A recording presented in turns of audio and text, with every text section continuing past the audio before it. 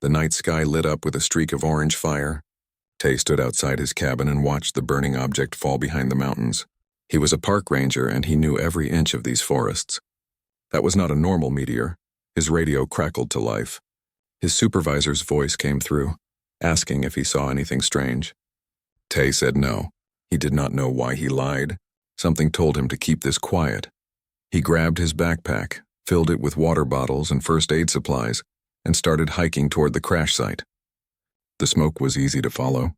It rose into the sky like a dark finger pointing at the stars. It took him 3 hours to reach the valley. When he got close, Tay smelled burning metal and something else he could not name. The trees were knocked down in a wide circle. In the middle, there was a ship. It was not from Earth, that much was clear. The ship was shaped like a teardrop about the size of a small house. Its surface was smooth and dark with strange symbols that seemed to glow. Parts of it were crushed and smoking. Tay saw holes in the hull where metal had torn like paper. He should have called someone, the military, scientists, anyone. But Tay kept walking forward. His heart pounded in his chest. A door opened on the side of the ship. It hissed and released white steam. Tay stopped. His hand went to the knife on his belt, but he did not draw it. 3 figures came out of the smoke.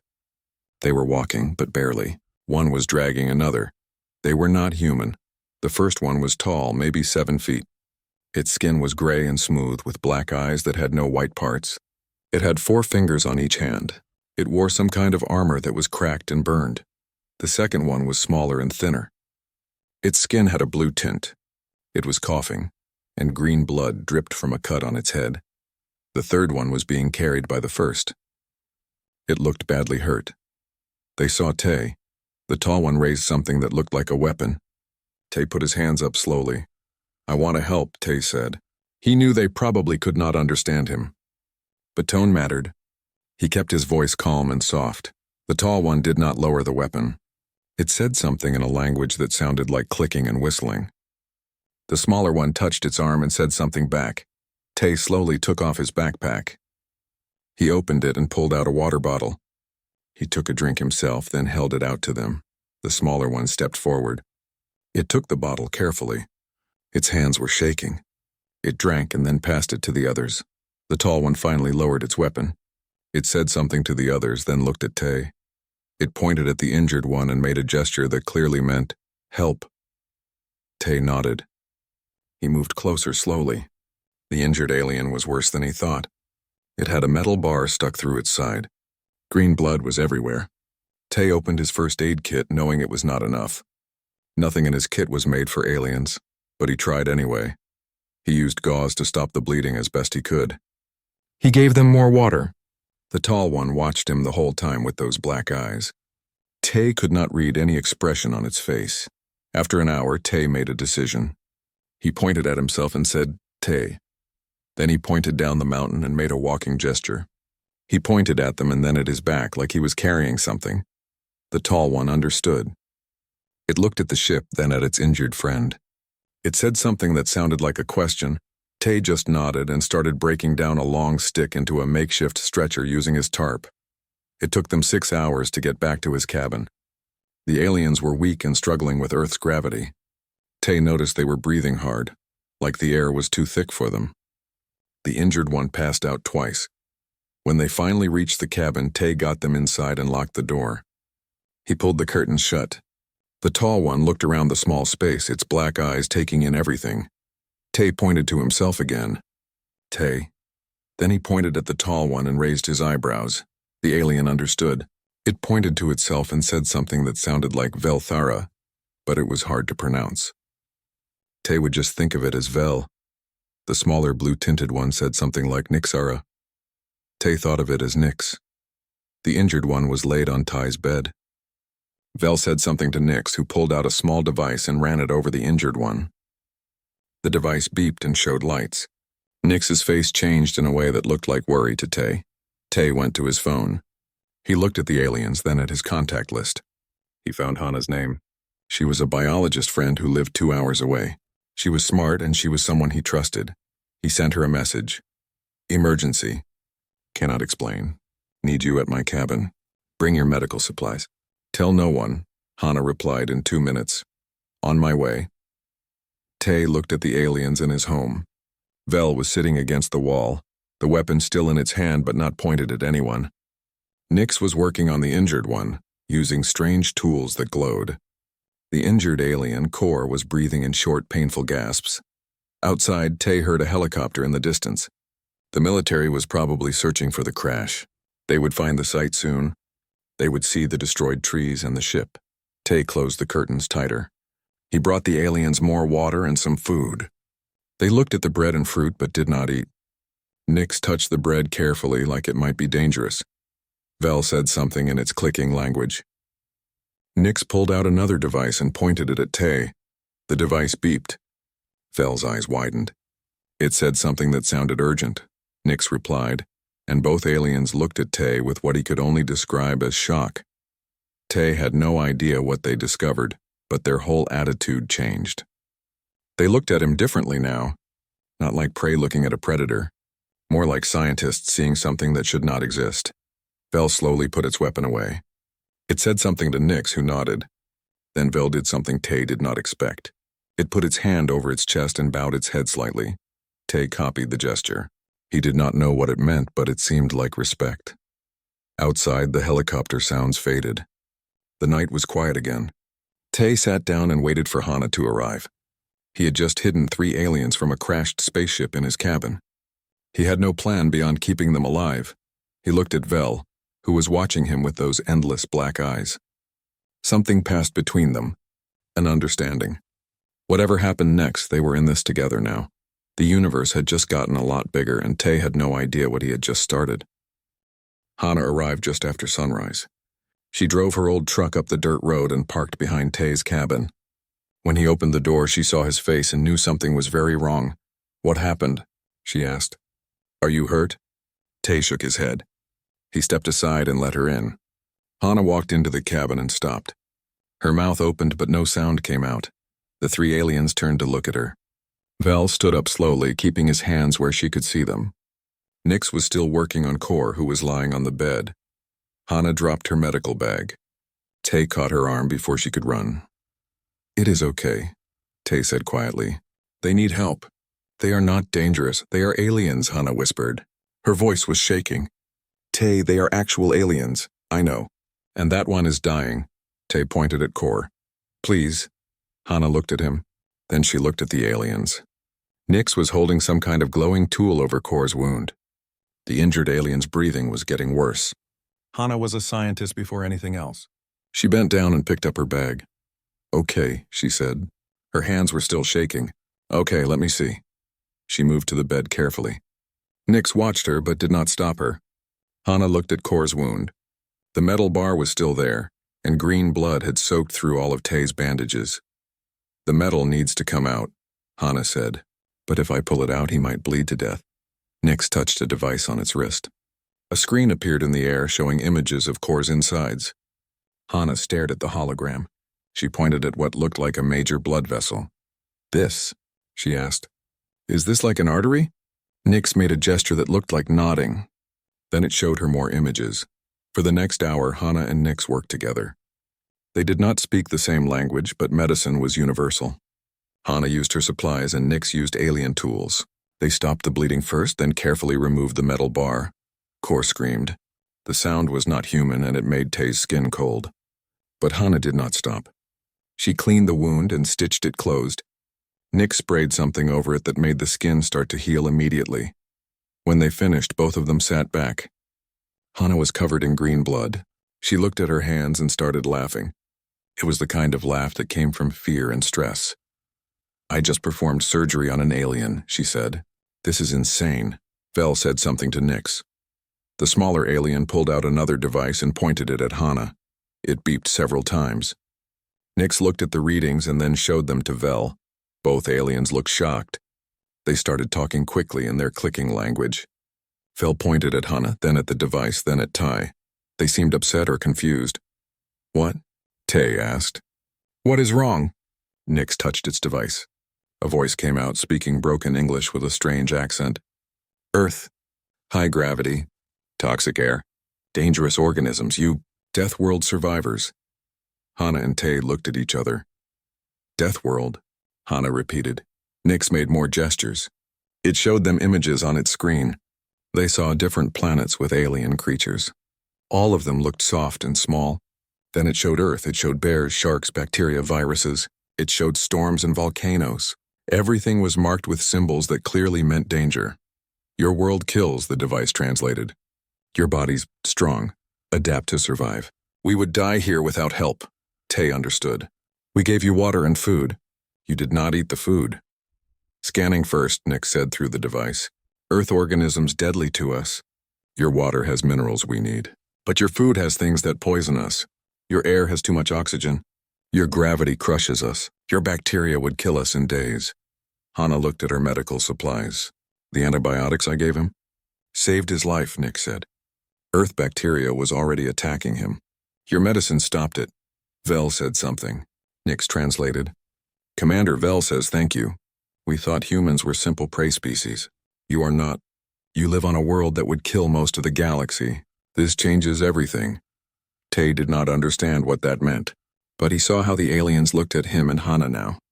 There was respect, and maybe fear. A phone rang. Tay pulled his out, but it was not his. Hana checked hers and her face went pale.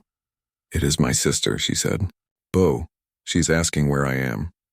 Tay knew Bo. She was a trauma surgeon at the hospital in the city. She was also very stubborn. Do not tell her, Tay said. Too late. I told her I was coming to help you with an emergency. Hana looked at her phone. She says she is coming here. She thinks you are hurt. 3 hours later, Bo arrived. She did not knock. She just walked in with her own medical bag, ready to fix whatever was wrong. She stopped when she saw the aliens. What the hell, Bo said. Tay started to explain, but Bo was already moving to core. She looked at the wound, checked his pulse at the neck, and examined him like she did with every patient. The stitching is good, Bo said, but there is internal damage. He needs proper surgery or he will die. We cannot take him to a hospital, Hana said. I know that. Bo looked around the cabin. Do you have a clean table? For the next 4 hours, Bo performed surgery on an alien in a ranger's cabin. She used camping lights for illumination. Hana assisted. Nix watched everything and helped when needed. The alien medical devices were better than Earth tools, but Bo's skill made the difference. Vel watched the whole time. Tay stood next to him. At one point, Vel spoke. The translation device on Nix's belt picked it up. Why do you help us? We are nothing to you, Tay thought about it. Because you need help. That is enough. Vel was quiet for a long time. This is not normal. Most species do not help strangers. They fear them, or eat them. You give us shelter, water, medicine. Your own family comes to save our lives. Why? Because we can, Tay said simply. Is that strange? Yes, Vel said. The translator could not show emotion, but Tay heard it in his voice anyway. Very strange, and very dangerous. Dangerous. Cooperation between strangers is rare in the galaxy. Trust is rarer. You gave both without question. This makes you powerful in ways you do not understand. Bo finally finished. She washed her hands in the sink and looked at the green blood going down the drain. He will live, she said. But I want to know something. Tay, why did you help them? Same reason you did, Tay said. Bo smiled a little. Fair enough. She looked at Vel and Nix. So, aliens are real. What now? Nix used the translator. We wait for rescue. 6 weeks. Maybe 8. Then we leave. Tell our people about Earth. What will you tell them? Hana asked. Vel and Nix looked at each other. Nix spoke. The truth. That humans are stronger than they appear. That Earth is a death world. That you help enemies without reason. We are not enemies, Tay said. No, Vel agreed. But my people do not know that yet. Outside, another helicopter passed over. The military was still searching. Tay knew they would find the crash site soon if they had not already. They would see the ship. They would start looking harder. Bo sat down next to Core. How long have your people been watching Earth? Nix hesitated, then answered. 20 Earth years. We have been studying you. And? Bo asked. What do you think of us? Another pause. We thought you were divided, weak, easy to control. Nix gestured at all of them. We were wrong. You are pack hunters who adopt strangers into the pack. This is unprecedented, Hana laughed. Pack hunters. I guess that is one way to describe humans. Vel said something in his language. Nix translated. The commander says this changes the report. Earth was marked as a low-risk target. Now he must tell them the truth. Humans are dangerous. Not because of your weapons. Because of this. He gestured at all of them, helping the aliens Tay did not fully understand, but he saw the worry in Vel's posture. Something bigger was happening here. Something that went beyond just saving 3 lives. Bo checked Kor's wound one more time. He needs to stay still for at least a week. Can you all stay hidden that long? Vel nodded. Tay looked at his small cabin. 3 aliens, his friend and his friend's sister, all hiding from the world. We will make it work, Tay said, and somehow he believed it. The aliens were stuck in the cabin for 5 days before Kor could walk again. During that time, they learned about Earth in ways their scans never showed them. Vel spent most of his time watching Earth television. Tay's old TV got basic channels, and the alien was fascinated. He watched news, cooking shows, and action movies. His reaction to the action movies worried Tay. This is entertainment? Vel asked through the translator. A car chase was happening on screen. Cars crashed and exploded. People jumped from buildings. You watch violence for pleasure? It is not real, Tay explained. Those are actors. No one actually dies, Vel stared at him. You recreate death and danger and watch it to relax? Well, when you say it like that, it sounds weird. Nix was worse. The science officer had connected to Earth's internet using some kind of alien device. For 3 days, Nix barely moved. It just absorbed information. When it finally spoke, it sounded disturbed. Your species runs for fun, Nix said. You have races where you run until your body breaks down. You call them marathons, Hana nodded. Yes, some people enjoy running. Enjoy? Nix's translator struggled with the word. You are persistence hunters. You chase prey until it dies from exhaustion. You still do this. For sport. I never thought of it that way, Hana admitted. Nix showed them its screen. It displayed human athletic records. Humans can run over 100 kilometers without stopping. Most galactic species cannot run 1 kilometer in Earth gravity. You do not stop. Your bodies cool themselves with water that leaks from your skin. No other species can do this. Bo came by every day to check on Kor. On the 3rd day, she brought her tablet and showed the aliens human anatomy. So your species has an endoskeleton, Bo said, pointing at a skeleton image. Bones inside the body? Yes, Nix said. Most species do. But here is something interesting. Bo pulled up an X-ray. This is a healed broken bone. See how it is thicker here? Human bones heal stronger than before they broke. Our bodies reinforce the injury point. The aliens went very quiet. Vel spoke in his language. Nix translated. You heal stronger? Not just healed. Stronger? Yes, Bo said. Our bodies adapt to damage. If you lift heavy things, your muscles grow. If you break a bone, it heals stronger. If you survive a disease, your body remembers it and fights it better next time. Vel stood up and walked away. He looked upset. Nix just kept staring at the X-rays. Did I say something wrong? Bo asked Tay quietly. I do not think so, Tay said. But he could see the aliens were disturbed by something. That night, Tay heard Vel and Nix talking in their language. They sounded like they were arguing. He did not understand the words, but the tone was clear. They were afraid. In the morning, Tay found Nix still awake, reading more about humans. You do not sleep much, Tay said. I cannot stop learning, Nix said. Every fact makes it worse. Makes what worse? Nix turned to face him. Do you know what you are? Tay frowned. Human! You are apex predators from a death world. Nix pulled up images on its screen. Let me show you. This is Earth compared to other inhabited worlds. The screen showed graphs and charts. Your gravity is 3 times stronger than average. Your atmosphere has dangerous levels of oxygen that would make most species dizzy. Your planet has extreme weather that kills thousands of your own people every year. You have predators that can kill you. You have bacteria that can kill you. You have plants that can kill you. Okay, Tay said slowly. So Earth is dangerous. We know that. But you do not die, Nix said, and its voice sounded wrong, scared. You adapt. You survive. You have only had technology for 200 of your years. 200. Most species need 10,000 years to reach your level. You went from horse transportation to space stations in 80 years. You split the atom and created weapons that could destroy your planet in the same century. Tay did not know what to say. And the worst part, Nix continued, is that you cooperate. You form pacts with strangers. You help people you have never met. You adopt other species as pets and love them. You create stories about befriending aliens before you even met aliens. Nix gestured at Tay. You saw our ship crash and your first thought was to help. Not to run. Not to call for weapons. To help. Is that bad? Tay asked. It is terrifying, Nix said honestly. Every species reaches space and finds they are not alone. They become scared. They hide or they fight.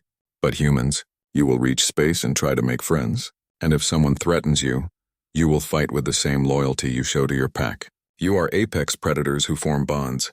Do you understand how dangerous that makes you? Tay sat down.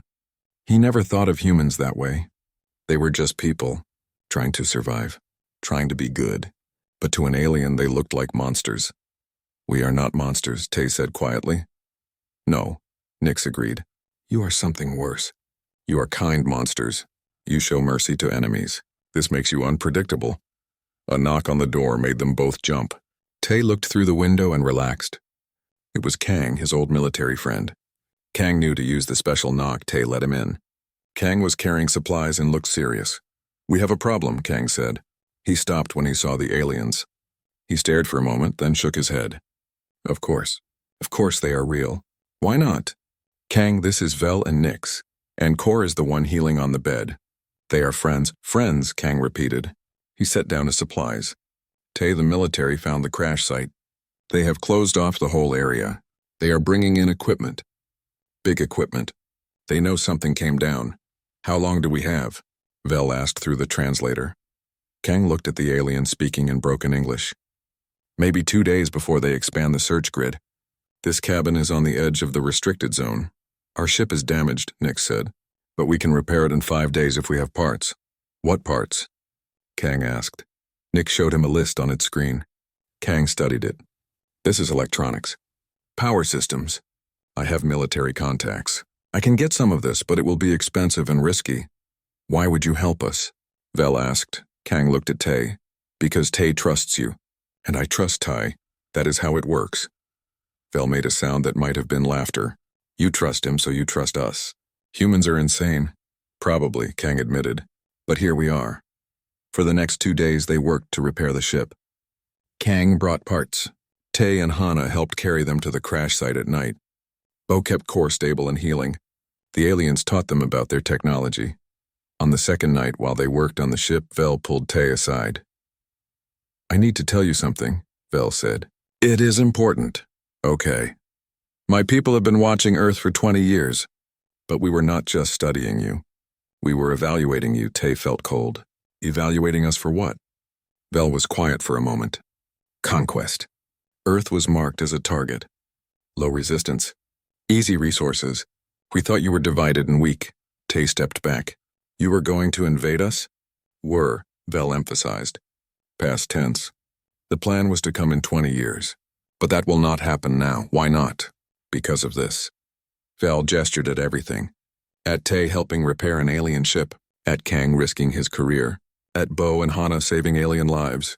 Because you prove we were wrong about everything. You are not weak. You are the most dangerous species I have ever encountered. We do not want to be dangerous, Tay said. I know. That makes you more dangerous. Vel looked at the stars. When I send my report, Earth will be marked as forbidden. No species will try to conquer you. But they will watch you. And when you reach space, they will be afraid. Will they attack us? No, Vel said. They will try to be your friends. Because making an enemy of humanity would be suicide. Tay did not know how to feel about that. Proud? Scared? Both? Kang called out. The ship's engine was working again. They had power. Kor walked out of the cabin, moving slowly but healing. The 3 aliens stood together, looking at their repaired ship. 3 more days, Nix said. Then we can leave. Tay looked at his friends. Hana, Bo, and Kang. They had all risked so much to help these strangers. And according to the aliens, that was exactly what made them dangerous. Maybe humans were scary, but Tay thought about it differently. They were not scary because they were strong. They were scary because they chose to be kind even when they could choose to be cruel. And perhaps that was the most dangerous thing of all. The ship was almost ready. Kor was healing fast, faster than Bo expected. The aliens' biology was different, but their medical technology helped a lot. They would be able to leave in 2 days. Tay should have been relieved. Instead, he felt worried. Something was bothering Vel. The alien commander spent hours in the ship alone working on something he would not explain. On the last night, Kang arrived with the final parts they needed. He also brought news. The military is expanding the search, Kang said. They will be here by tomorrow evening. You need to leave before then. We will be ready, Vel said. After Kang left to return to the city, Tay stayed behind. The others had gone back to the cabin. He found Vel sitting in the ship, staring at a holographic screen. What are you looking at? Tay asked. Vel did not answer right away. Then he said, Come here. I want to show you something. Tay climbed into the ship. The inside was strange, with walls that glowed softly and controls that looked like liquid crystal. Vel pulled up files on the screen. Tay could not read the alien writing, but he recognized some of the images. They were pictures of Earth, cities, oceans, forests. This is our reconnaissance file on Earth, Vel said. 20 years of surveillance. Every major city mapped. Every military base identified. Every resource calculated. Why are you showing me this? Vel changed the screen. New images appeared. They looked like battle plans. Invasion routes. Numbers and statistics. Tay felt sick. This is the invasion plan, Vel said quietly. My superiors created it 15 years ago. They were waiting for the right time. When? Tay asked. His voice was hard. 20 years from now. Maybe less. Vel looked at him. They plan to soften you first. Release biological weapons that would weaken your population. Then come with ships and soldiers. They expected you to surrender quickly. Tay wanted to hit something. You were going to kill us. Yes, Vel said. No excuses. No justifications. Just the truth. The Vorath Empire has conquered 47 worlds. Earth was going to be 48. An easy target. That is what the report said. But you are telling me this. Why? Vel turned off the screen. Because you saved my life. You saved Nyx. You saved Core. You trusted us when you should have feared us. And because I looked at your planet's data more carefully, he pulled up new files. I have accessed our full database. I looked at how fast you developed technology. It is unprecedented. You discovered electricity 150 years ago. Now you have computers, satellites, nuclear weapons. Most species take 10,000 years to do what you did in 150. Vel showed more data. Your planet is a nightmare for most species. But you thrived. You are persistence hunters who never stop adapting. And worst of all, you cooperate across genetic and cultural lines. You help strangers. You form alliances. You integrate other cultures into your own. You make that sound like a bad thing, Tay said. For someone planning to invade you? It is terrible. Vel looked tired. If the Vorath Empire attacks Earth in 20 years, you will not surrender. You will fight. And while you fight, you will keep advancing. Your technology will improve. And you will hate us. All of you. Together. So the invasion will not work? Oh, it will work at first, Vel said. We have better weapons. Better ships. We will win the first battles. But humans do not give up. I have read your history. You fight wars for years, decades, centuries. You never surrender. Even when you are beaten, you keep fighting. And you learn from your enemies. You steal their technology and make it better. Vel pulled up another file. 20 years from now, if we invade, we might control your planet for 5 years. Maybe 10. But then you will push us back. You will take our ships and figure out how they work. You will take our weapons and improve them. In 50 years, humans will have faster-than-light travel. In 100 years, you will be the ones invading us. Tay sat down. So what are you going to do? I am going to tell the truth, Vel said. I am rewriting the reconnaissance report. I'm going to tell them that Earth is not an easy target. I'm going to tell them that humans are apex predators from a death world who cooperate like hive species, but think like individuals. I'm going to tell them that invading Earth would be the worst mistake the Vorath Empire could make. Will they believe you? I do not know, Vel admitted. But I have to try. Not just for you. For my people, too. If we go to war with humanity, we will lose eventually. Better to avoid that war entirely. Tay looked at the invasion plans on the screen. How many people would have died? In your invasion? Vel was quiet. Billions, probably. The biological weapons alone would have killed millions. Tay felt rage building in his chest, but he pushed it down. Getting angry would not help. What do you need from me? I need you to keep Earth ready, Vel said. My report will delay any invasion. But there are other species out there. Some are peaceful. Some are not. Eventually, humanity will encounter someone dangerous. You need to be ready. How? Fel reached into a compartment and pulled out a small device. It looked like a metal chip about the size of a coin. This contains our language database and basic star charts. It also has information about the major galactic powers, their strengths, their weaknesses, their locations. You are giving us your secrets? I am giving you a chance, Vel said.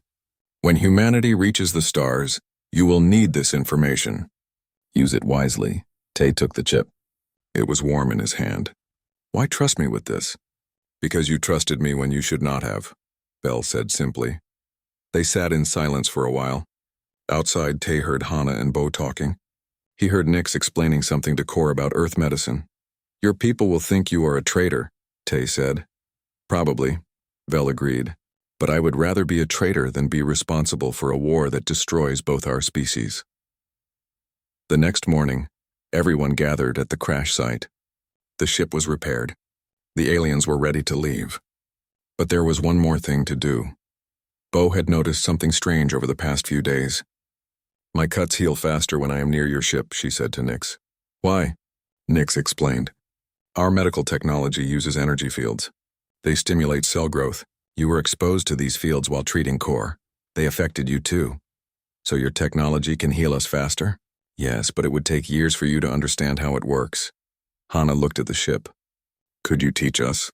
Not everything. Just the basics? The aliens looked at each other. Then Vel spoke.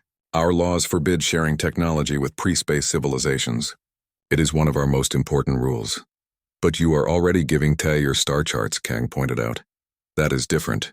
That is information, not technology. Vel paused. But you saved our lives. We owe you a debt.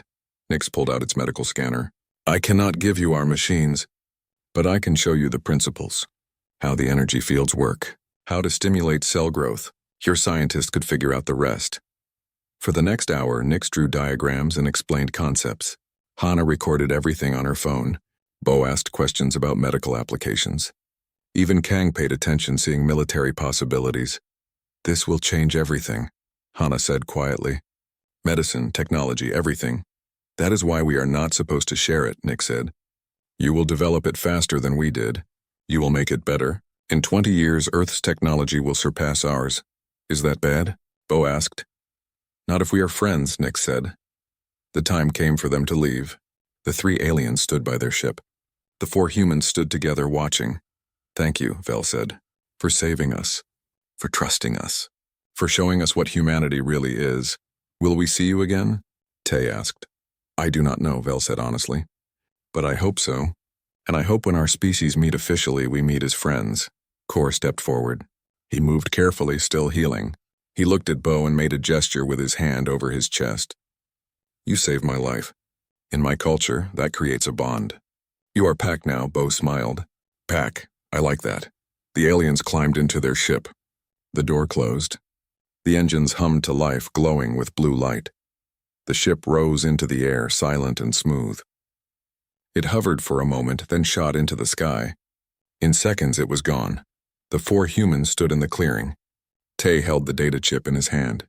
Hana had diagrams of alien medical technology. Kang had technical specifications. Bo had a new understanding of xenobiology. So what now? Kang asked. Tay looked at the sky. Now we get ready. They said other species are out there.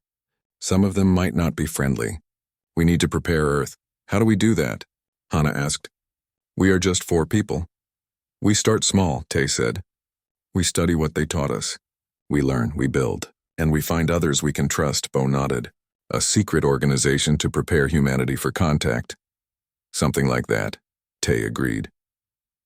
They walked back to the cabin together. Above them, stars filled the sky. Those stars were not empty anymore. They were full of life.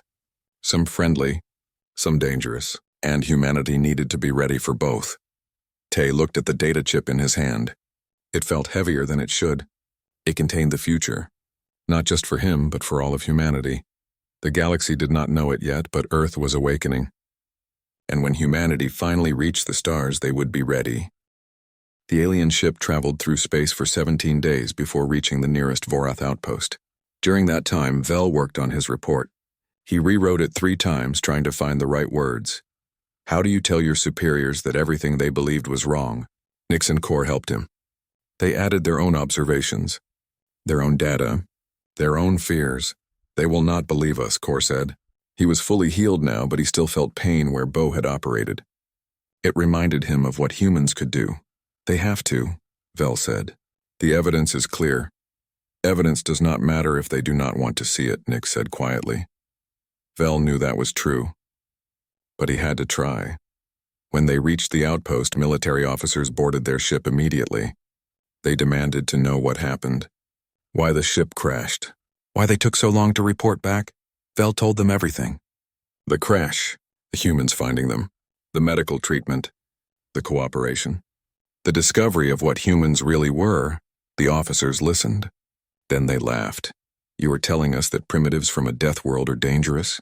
One officer said. They do not even have faster-than-light travel.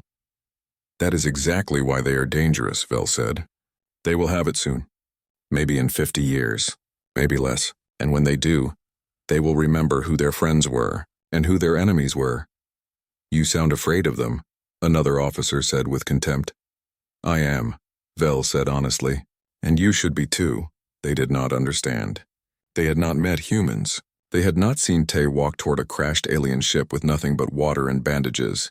They had not watched Bo perform surgery to save an alien life. They had not experienced human kindness backed by human capability. But Vel had written it all down. Every observation, every measurement, every piece of data that proved humans were not the weak prey species the reports claimed. He uploaded the report to the military database. It would be sent to the Vorath High Command. Hundreds of leaders would read it, and then they would decide what to do about Earth. Vel could only hope they made the right choice. 3 months later, the report reached the Vorath High Command. It sat in a queue with thousands of other reconnaissance reports. Just another file from another distant world.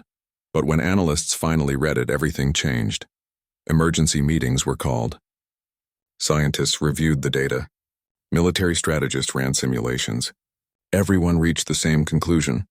Earth was not an easy target. Earth was a trap. The biological weapons would not work as planned. Humans had survived plagues before.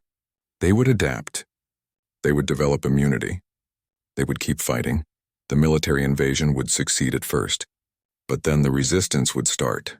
Humans would use guerrilla tactics. They would never surrender. And while they fought, they would study Vorath technology. They would steal it. Improve it. Turn it against their invaders. The simulations showed the same result every time. The Vorath Empire would control Earth for 5 to 10 years. Then they would be pushed back. The war would drag on for decades. Hundreds of years. And eventually, humans would win. Because humans never stopped. Never gave up. Never forgot. One analyst put it simply, we cannot beat them because we would have to kill every single human. And before we could do that, they would kill us. The High Command made a decision. Earth was removed from the invasion target list. It was marked as forbidden extreme risk. No Vorath ship would approach Earth without authorization. No contact would be made for at least 100 years. But the report did not stay secret. It was classified, but classification meant nothing in a galaxy of spies and information traders. Within 6 months, every major power knew about the humans. The report spread through the galactic community like fire. Species that had never heard of Earth suddenly became very interested. Some saw opportunity. Most saw danger. The Confederation of Free Worlds, a coalition of peaceful species, sent observers to watch Earth from a distance. They wanted to know if humans would be friends or enemies when they reached space. The Kreth Dominion, a species of traders, began learning human languages. They wanted to be ready to trade when humans developed faster-than-light travel. Getting in early with a species like humanity could be very profitable. But not everyone saw humans as potential friends. The Vex Collective, a hive mind species, saw humans as competition. 2 apex predator species in the same galaxy was a problem. They began making plans. Long-term plans. On Earth, none of this was known. Life continued normally. People went to work. Children went to school. Scientists studied the stars, not knowing the stars were studying them back. But 4 people knew the truth. Tai, Hana, Bo, and Kang met once a month at the cabin. They studied the data chip Vel had given them.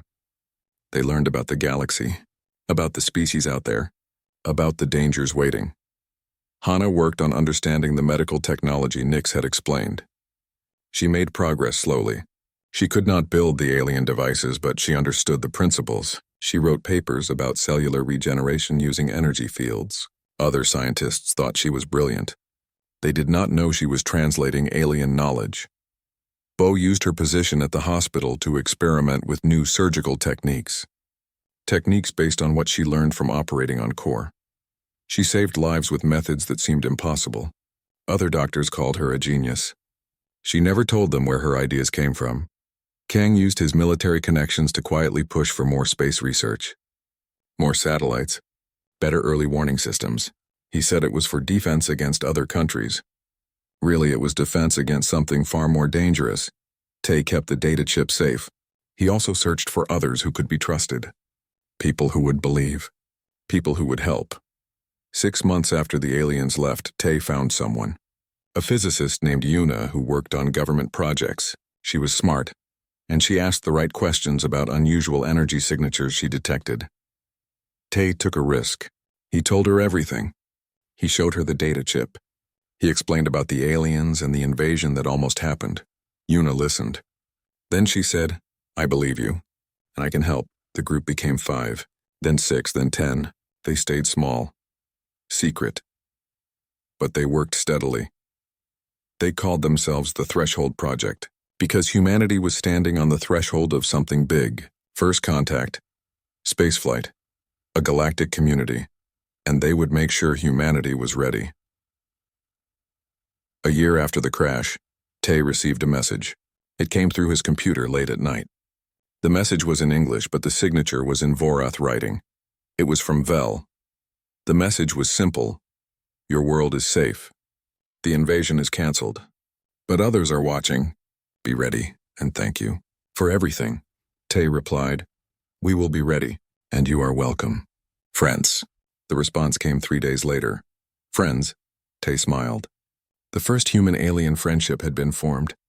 It started with 3 crashed aliens and 4 humans who chose kindness over fear. That was how humanity would enter the galaxy. Not with weapons. Not with threats. But with compassion backed by strength. And that terrified the galaxy more than any weapon ever could. 2 years after the crash, the Threshold Project had grown to 50 members. Scientists, engineers, military advisors, all working in secret to prepare Earth. They made breakthroughs in energy technology. Medical science, communications, nothing that would alert the public to alien life, but enough to give humanity an edge when contact finally happened. Bo looked at their progress during a meeting. "We are changing the world. But the world does not know it yet. They will," Hannah said. "When the time is right, they will know everything. But not yet. Humanity is not ready. When will they be ready?" Kang asked. Tay looked at the data chip now connected to their secure computers. "When we have something to show them. Right now, if we told people aliens exist, there would be panic. Fear. But if we wait until we have technology that can protect us, until we have plans and protocols, then people will feel prepared instead of afraid." "How long?" Yuna asked. 10 years, Tay said. "In 10 years we will have enough. Then we go public. Then we tell the world the truth." They all agreed. 10 years to prepare humanity for the greatest revelation in history. 10 years to build defenses. 10 years to make friends among the stars. It would be enough. It had to be. Tay walked outside after the meeting. He looked up at the stars. Somewhere up there, Vel was filing reports and changing policies. Somewhere up there, species were watching Earth with fear and curiosity. Somewhere up there, the galaxy was waiting to see what humanity would do. Tay thought about the day the alien ship crashed, how he walked toward it instead of running away, how that one choice changed everything. One choice, one act of kindness, one decision to help instead of hurt. That was humanity's real power. Not their strength, not their weapons, not their technology, but their choice to be good even when being cruel would be easier. The galaxy feared humans because they were strong, but they did not understand yet. Humans were not strong because of their bodies or their technology. Humans were strong because they chose to care. They chose to help. They chose to stand together, and when humanity finally reached the stars, they would make the same choice, to seek friends, not enemies, To offer help, not harm. To build bridges, not walls. The aliens feared that. Because kindness backed by strength was the most powerful force in the universe, and humanity had both in abundance.